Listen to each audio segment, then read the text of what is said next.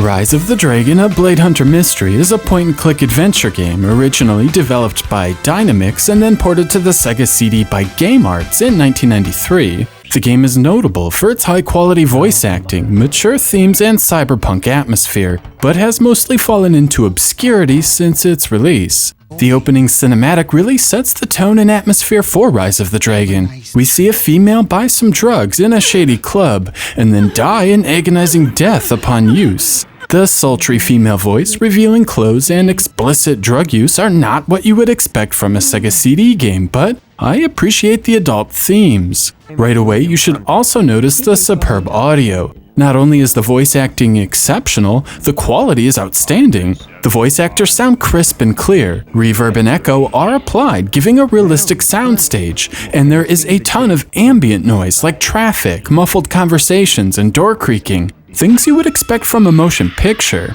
After the death scene, we see a pair of men talking about a destiny being realized in 3 days as a prophecy foretold, and something about Bahamut striking terror into the heart of man. The woman dying represents the start of the adventure, while the conversation between the two men foreshadows the game's conclusion. It's an awesome piece of storytelling, and this benchmark of thoughtful dialogue and attention to detail is maintained throughout the entire game. From here, we are dropped into the apartment of William Hunter, aka Blade. This gives a nice tutorial of how the game works. You interact with the game world with a cursor, which changes as you hover over objects. The first thing you can do is pick up some clothes off the floor, the jacket off a hook, and get dressed. The inventory menu allows you to read about different items, which gives clues in their use, and equip Blade with different guns. You can also save your progress at any time in one of the 3 different save slots, as well as fast forward time. Time plays a key role in Rise of the Dragon, with different characters requesting you to be at certain places at specific times. And the entire mystery needs to be solved in just a few days.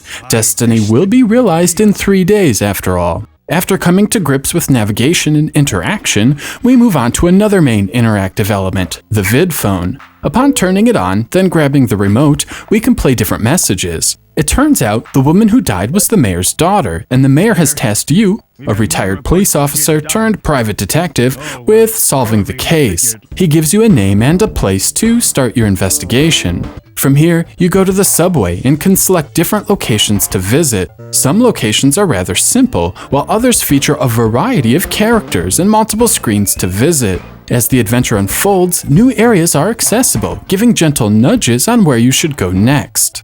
As Rise of the Dragon progresses, you really need to pay attention to all of the cutscenes and dialogue, because there is no diary or journal where you can reference what your current objective is. You have to remember all of the names, places, and clues, otherwise you'll waste a lot of time not being where you're supposed to be, receiving a game over when you miss a key moment. The next main gimmick with Rise of the Dragon is the dialogue itself. You are given 3 different text options representing various levels of empathy or aggression. If you fail to say the right thing, the character won't give you the next set of clues to continue the investigation. Generally speaking, if you're on the right path, Blade will have spoken dialogue. If he says nothing, chances are you are saying the wrong things and on the wrong branch of the dialogue tree. Failing a conversation will often lead to dead ends, forcing you to reload a save and try again. My personal recommendation is to save often. Rise of the Dragon has a lot of trial and error, and for being a story-driven game, is surprisingly brutal and has few qualms with screwing you over.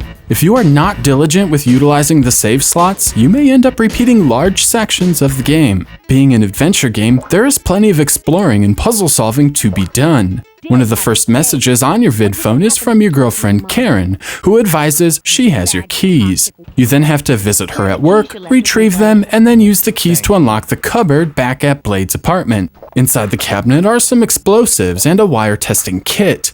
These items are needed to blow a few things up, as well as hack into someone else's Vidphone later on. Like I said earlier, you really need to pay attention to all spoken dialogue and read the item descriptions to keep things moving along in the allotted time frame.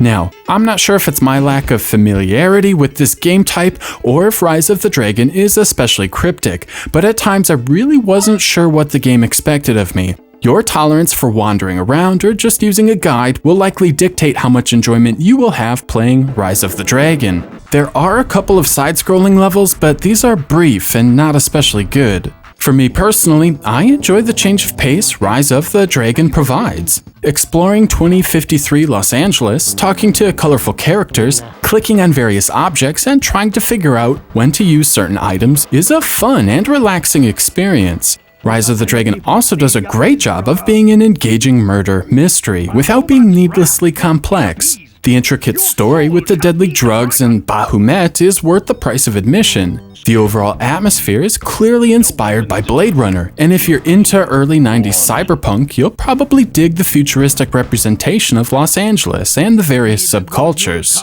I also like the overall maturity of the game. The swearing sounds natural rather than forced, and the death scenes are sometimes quite disturbing. Rise of the Dragon even features prostitutes and strippers, and earns its mature rating. Now, the graphics can't quite match the ambition of the creators, but I find the grainy, dithered art looks appealing in a classic sort of way. Rise of the Dragon certainly has its problems, especially if you're like me and not well versed in point-and-click adventures. The tricky dialogue sequences and cryptic puzzles will be a turn-off for some, and using a pointer as your main means of interaction certainly isn't for everyone. However, those looking for something unique on their Sega CD should definitely check it out.